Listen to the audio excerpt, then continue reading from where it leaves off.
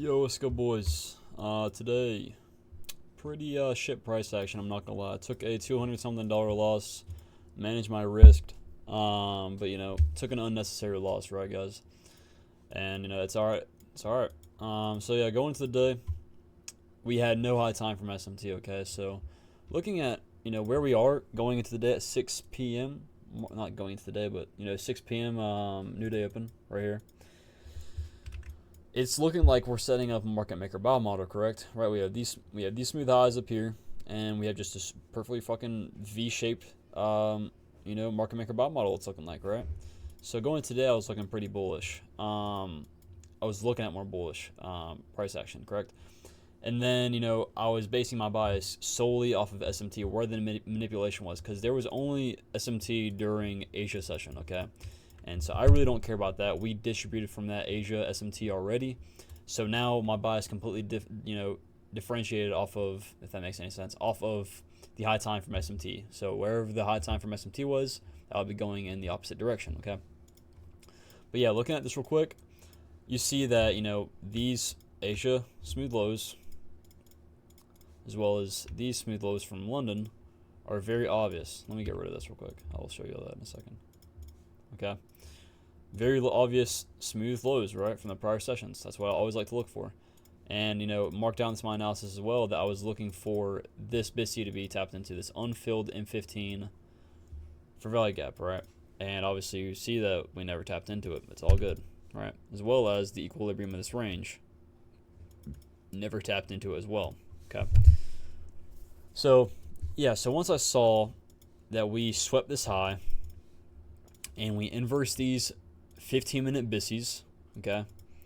Once I saw this, we formed a bullish SMT right here. I think we formed it right here at this low.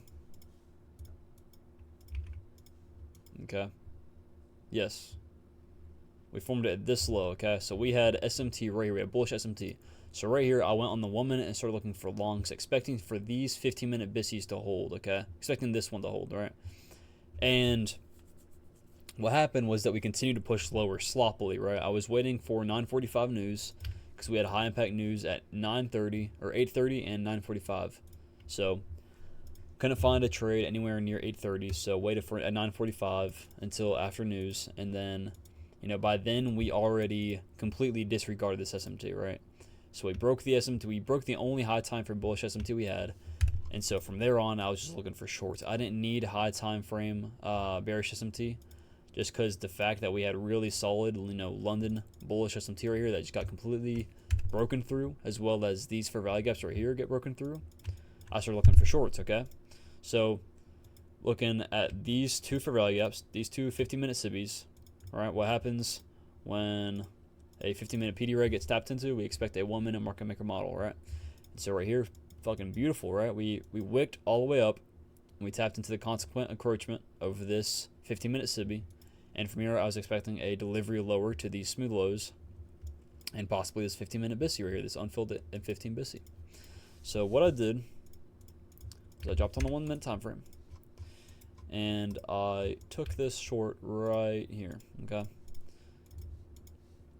And we didn't have, okay, so my checklist for my buy or for my trades is I need SMT no matter what. Okay, so when there's a high time frame sweep like this up here, that's very obvious when we start to react from it lower, and I'm expecting lower prices like 100%, then I'm okay with taking a low time frame SMT, taking a trade off a low time frame SMT. So as you can see, we swept this high right here, right? And this was the high that formed SMT. This is after we tapped into the consequent encouragement, swept this high, but ES failed to do so. So we have obvious SMT at these highs. So from here, we have a very obvious bullish value gap right here. And I take this inversion, take it like right here, pretty much at the close of this. Put my stop loss at this high, right? And target lower for about a 2.76R, okay? As you can see, the trade fully played out, okay? Okay, so my plan was for me to put my stop loss to break even once we hit, I think it was this, no, it wasn't that low. I think it was just this low, right? I have to look back at the recording, but yeah, this is the only low in this entire thing. Yeah, I took my break even right here at this low. But the reason why I lost this trade was because looking at these wicks during the trade, you know, seeing a huge dump like this on 1 minute candle and then a huge rejection back up and closing like this, that's pretty dog shit, okay? You don't want to see that when you're in a trade. And, you know, got another down close candle and then got another finicky, just weird ass candle, right? And at this point, I told all the boys, because I was live trading, I was like, okay, I'm not gonna lie, I don't like this, how we're reacting to these levels, okay? Not liking how, you know, we're just wicking around. I'm not liking how these candles they're printing, right? But, you know, I learned from my last experience to not move my stop loss any closer due to bad price action. So I didn't move it at all, okay? But once we started getting closer and closer, you know, I decided to, I think we had SMT at these lows or something, and, you know, low time from SMT, and I decided to move my stop right here to this high. So I trimmed my stop a little bit closer. Price obviously ran up, took me out, and then continued lower to the break-even point, okay? And then ran up, and I would have gotten break-even on this trade. This would have been a fully break-even trade, okay? And, you know, taking a loss like this, yes, it sucks. Making the same mistake that I made last week, right? And, you know, it does suck a lot. And obviously, it seems like it's going to take a few times for me to understand, you know, that I'm fucking up with this. But I just need to work on trailing my stop, especially in bad price action. You know, price action, like, it was setting up to be very nice.